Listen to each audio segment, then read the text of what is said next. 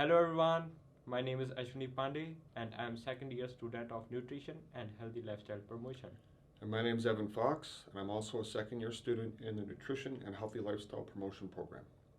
Today we're gonna share some tips about for buying the vegetables at the grocery store and answer the most common three questions asked by the customers regarding vegetables. Have you ever had a look at the vegetable section at the grocery store? I mean, a close look. It can be overwhelming. Customers have several questions when it comes to buying veggies. Here are three confusing topics that we will help clear up. Question number one. Some vegetables are described as GMOs. What does that mean? The second question is, how many vegetables should someone eat? The third question is, should I buy fresh, frozen, or canned vegetables? And now we're going to get to the answers. So let's start with the understanding of a definition of GMOs.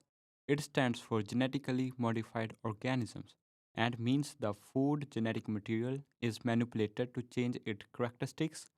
Naturally grown vegetables are called organic. They have no change made to their DNA and are grown without the use of pesticides or any other chemicals. Evan will share the information about which vegetable which we should eat. Okay, which vegetables should I eat? According to the most recent Canada's Food Guide, we should eat at least one dark green and one orange vegetable each day. Dark greens include asparagus, green beans, peas, kale, leeks, broccoli, romaine lettuce, spinach, and zucchinis. Orange veggies include carrots, sweet potatoes, squash, yams, and even pumpkins. Yes, pumpkins. The remainder of your daily servings can be whichever vegetables you prefer. Choose vegetables prepared with little or no added fat, sugar, or salt. Organic vegetables are considered most healthy. However, modified vegetables are still nutritious and considered safe for consumption. According to Canada Food Guides, we need 7 to 8 serving of fruits and vegetables every day. One serving of vegetable is half cup, except for leafy greens, a serving is 1 cup. By eating 3 to 4 vegetables a day, studies shown a person can reduce the risk of respiratory diseases by up to 35%. Moreover, there is a 12% lower risk of death from heart diseases and a 3 to 10% lower risk of getting cancer. Just think about that. Consuming vegetables and fruits can actually save our life from chronic disease. I'm not kidding. You may be asking yourself, well, this sounds great, but how do I actually get more vegetables into my daily routine? And here's 4 tips.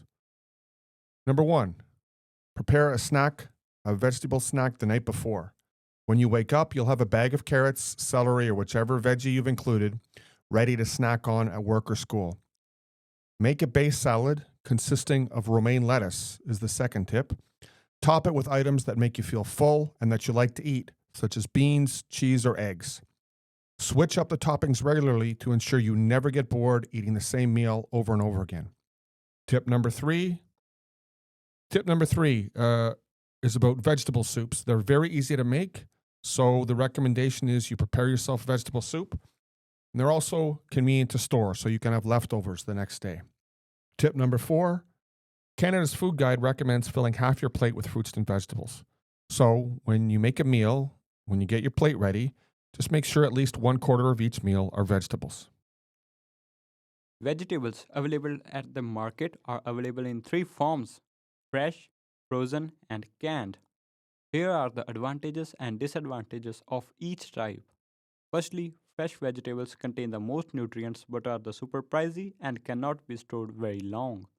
Secondly, frozen vegetables are also very nutritious and are cheaper than fresh veggies, but the downside we have to thaw them out before eating them and cooking them. Third, canned vegetables are the cheapest, can be stored the longest, but they are usually contain extra sodium and chemicals for the preservation and therefore are not as healthy. People can choose the best option according to their budget, lifestyle, and cooking style. Please try to choose wisely because this decision is for your health. Now, you may ask yourself, well, all this talk about vegetables is great, but I'm on a really tight budget. How am I going to afford it all? Well, we've got 3 tips for you for buying vegetables on a budget. Tip number 1, buy fresh vegetables that are in bulk, that come in plain packaging. Those are much cheaper than pre-cut veggies in fancy packages. If you have a look on the screen here on the left, you'll see sweet potatoes. The bag is $5.99, so it might look like it's more expensive than the sweet potato bag on the right, which is $4.50. But look at the bottom. Look at the amounts. Per 100 grams, the sweet potatoes on the left only cost 26 cents.